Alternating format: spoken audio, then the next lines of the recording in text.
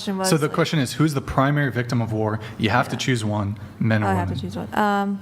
Men, if Okay. they're primarily fighting. Men are the victims of war. Okay. So were there anybody say women? Yeah, well, I there's a kind of lot of did.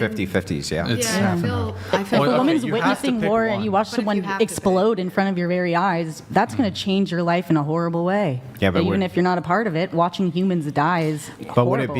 be So, worse for you to be the person who exploded or the person watching the person explode? Personally, I think I'd rather be the one that exploded because I don't have to wake up every day and live with that traumatic memory. That's horrible to live through. So then let me ask Especially you. watching children die, it's hard to keep going. In that Do you way. have loved ones who've passed? I mean, yeah, I do. I haven't experienced like a life partner or a sibling or a parent dying yet, actually. So. But you do recognize that every single day, tens of thousands of people have people who are close to them pass away, and that they can recover from that, and they do most often recover from that. Yes, but someone dying in their sleep is different than literally they die standing in there and all watching kinds of someone's ways. Actually, guts so exploding have in you your ever face. That's going seen to give someone? you PTSD. Have you ever seen someone die I've only seen like gore images No, on the in internet that have person. actually.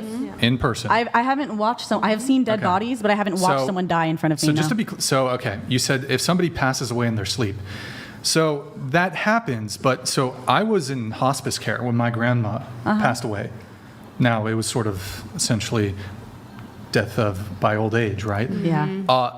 It was actually extremely brutal, even under the care of a doctor, I'm sure, yeah. to see my grandmother go through the actual process I'm sure. of death. Yeah, I'm sure it's it's ugly. It's not. It death was isn't not pretty. I know. It was my I'm 1st time sure. ever seeing that. But I mean, that is not like a sort of, at least compared to if you're violently attacked or you're in a car crash. That is the way a lot of people die. Is they're in hospice care. They just kind of pass away.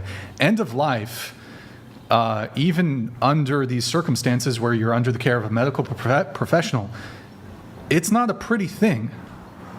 Oh, I completely sympathize with you. I think watching anyone you love die, whether it's graphic or not, just watching them kind of slowly lose their spirit and kind of not be the same bright light they were, like, of course, that's awful and sad. Even if they made it to old age and they had a full, fulfilling life, anyone you love no longer being here is going to be Well, hard. just to But that hammer is home- very different than watching a small child blow up Right, in a bomb. but just you to know, hammer that's home just the not point, the same. like- It's going to traumatize you in a whole other way. Even in Apples to this oranges. hospice example that I provided with my own grandma, it's not like how it's portrayed in the movies where they're totally lucid and then they just kind of close their eyes and they go away. Like it's, they are like fighting and it's like disturbing and Yeah. it's heavy. I bet.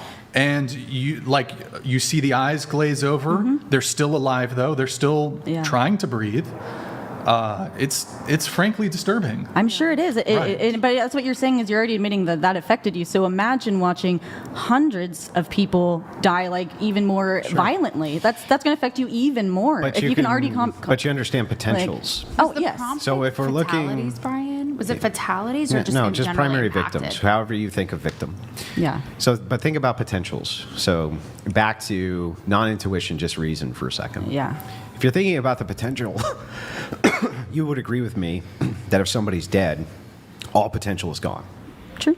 Yeah, all potential is gone. Yeah. However, if somebody is alive and they experience tons of trauma, there's a good potential, even a good potential, that they can recover and move past that trauma. Yeah, it's true. That's what makes me want to keep going in life. Yeah, It's exactly. Like, hey, I can keep so going. if that is true, Yeah. right, then wouldn't you agree with me that the person being exploded, it's still better to not be that person? You're probably right, honestly. Like you probably are, and I'm not disagreeing with you either. I'm just saying, like, would I rather like watch my wife die or die first? Like, I'd feel less upset me dying first. However, the thought of her having to watch me die actually is also bad. Like, you know what I mean? Like, But the potential exists. it's hard to answer because But I the haven't died potential yet. exists, But and sure, I'm gonna grant a couple things Yeah. immediately. I 100% believe you that you would prefer to die instead of a loved one. I Yeah. totally agree with that. Okay. However, I would need you to concede back though that if a loved one close to you does die, that you still have potential to move past that scenario. It's true, and that's the beautiful thing about Yeah. life. So if we're conceding that that is true, then it seems to me that the potential itself of being able to recover is superior to death. You know, you're right. Actually, this is a great example of you kind of making me think a little bit. And you're right. I am kind of changing my perspective. I think you're right. You still do have that potential if you're still alive to keep going. You're right.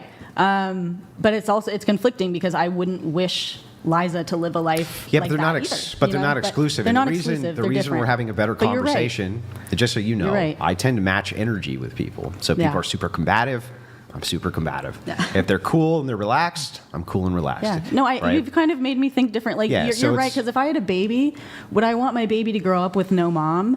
No. But if it had to choose between me and the baby, I would want the baby to live and I die because they have the potential to Which keep makes going. sense. So that's completely Which sorry. That's completely and that correct. totally Yeah. makes sense, right? So I would think most honorable people would say Yeah. that they would want to instead. So I think Yeah. if my brother was in a war, Yeah. that if my dad had a crystal ball and knew he was going to step on a landmine, that he would want to trade places with him. You're right. However, right. if my brother did die in the war, Yeah. right, I think that my father has the potential to, over time, either not necessarily heal completely from that trauma, Yeah. but at least be able to cope with it over an elongated period of time. So if that's true, then you'd have to concede that men have to be the primary victim of war if they're the ones who are mostly dying. You're right. If they're the ones that are mostly dying, that's true. I do think that when other countries are invaded, oftentimes civilians are equally attacked a lot of the times. Agreed. And in those situations, there's plenty of women that die. But you're right. Whoever's primarily, I even agree that whoever's there's- primarily losing their life is the biggest loser. Right, got it. So I guess And overall it would in mostly be all- men, They're but suffering, yeah. if And we're going to basically pillage a all village and wars- kill all the women after and effects. essay all the Sure. women in that village, Sure, I that's think terrible. they're equal victims. I think that's Yeah. true, but I just want to kind of go back though, You're right? right. That in almost every war that I'm aware of, right? Mm-hmm. I'm sure that there's some outliers where women and children bore the brunt more than the men did. But in every war that I'm aware of, there was far more male deaths Mm-hmm. combined with civilian and soldier deaths. Yeah, their and if suffering that's ends. like, again, because I don't know the stats, and if the stats you're giving me are true and I believe you, then yeah, you're right. Men are a bigger victim because losing your life, you don't have a chance after Right, that. you don't have a chance And to- I agree with that. Does that make sense to you? But I'm just. It makes yeah. sense. However, there is no perfect victim, and the people who die, their suffering ends there. The after effects of war, famine, homes gone, people starving to death, they are a continued victim. Though the people who died were a victim in their death, but they are dead, gone, no longer suffering. The people who remain Yeah. after the war have to deal with the repercussions of the war for the rest of their lives, Agreed. even if they are able to I get over it. Totally agree, but backing up, let me ask the same question to you. Do you agree that people, if they're dead, have zero potential of recovering from traumas? If they're dead, yeah. Okay, so if they're alive, they do have the potential to recover from the trauma. The potential is there, but People what do is the recover from chance? trauma. Not say everyone. I though. just want to say that the chance. Let's give it the worst possible chance. It's 1%. Let's say, right? It's the worst possible chance ever that they will recover. Maybe only one person in 100,000 will recover. Isn't that still a better potential than being dead? Yes. Personally, if I watched my entire family die in front of me, if I watched my children be blown to shreds, take me with them because I don't want to. Right, you would, and I think Continue I after agree that. with you. You would totally feel that way right then. But do you agree that the potential exists? The that potential- over an elongated enough period of time, through grief counseling and whatever else was available, that you might be able to psychologically reconcile and move past, or at least deal with that event. The potential is there. Yes, that's it. That's it. That's all we need. So if the potential is there, if it's just there, then I don't see how you could say that you could be the primary victim over the dead. That's my point. The potential is there. Doesn't mean you're not going to starve to death from famine. Doesn't mean you're not Well, then going to the watch more potential's not people there. of your family Private slowly jet. die. Then the potential's not there. So if they're dead, the potential, you're removing the thing which we're arguing over, which is the potential. So if you say they're dead, I agree. That's why I there agree is it's worse no to perfect, be dead. There is no perfect victim. The people who die fighting in the I don't war know what that are means, currently perfect victim. There's no way for someone to be a victim perfectly enough for everyone. Yeah. Yeah, There well, is- we're not saying that perfectly enough for everyone. I'm saying all of them are victims. You saying all of them someone are has the victims. potential, that's creating the idea of the perfect victim that this person No. can get over it. The Just pot- because there's a possibility doesn't mean they're not suffering. But I'm not even disagreeing with that. Even more so than the people who die. Hang on, let me reconcile these positions.